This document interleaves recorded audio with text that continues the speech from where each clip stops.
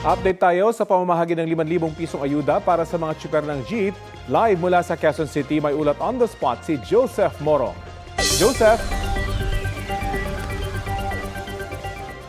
Rafi, sa tanghaling tapat ay dagsa pa rin yung mga jeepney drivers na nandito sa Quezon City Memorial Circle na para makakuha sana ng 5,000 ayuda mula sa DSWD.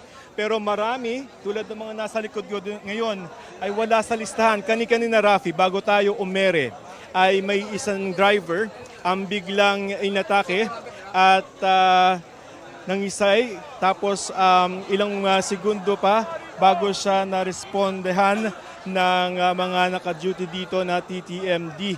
Nagkaroon pa ng konting panahon bago dumating ang isang ambulansya para makuha ang nasabing driver. Marami rito, Rafi, sa Quezon City ay kaninang umaga pa nakapila.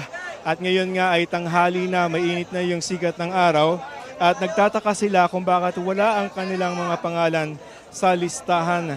Marami sa mga driver ay nandito kaninang umaga pa. Dumating naman dito kanina itong si DSWD Secretary Rex Gatchalian para makita yung sitwasyon ng mga driver. Pero bago yan yung nangyaring insidente kanina. At ayon kay Secretary Gatchalian, ngayon na nakarating na sa kanya yung problema sa Quezon City na marami sa mga jeepney drivers ay wala sa listahan. Nakakausapin na niya yung LTFRB at yung mga LGU para sila na ang magpipino ng mga pangalan ng mga drivers. So, kakausapin yung mga Jeepney Operators Drivers Association para once and for all ay ayusin na yung listahan.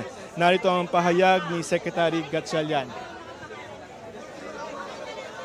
Hayaan muna natin na matapos tong buong araw ng payout, we'll run the numbers. Kasi apparently, sabi ng mga ibang drivers, may mga sinabmit sila direct sa LTFRB na hindi dumaan sa LGU. Marami.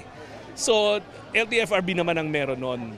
So, bottom line, what we'll do is, actually at 11, I'm meeting LTFRB again. We'll form a special team bawat LGU para i-reconcile per LGU per JODA.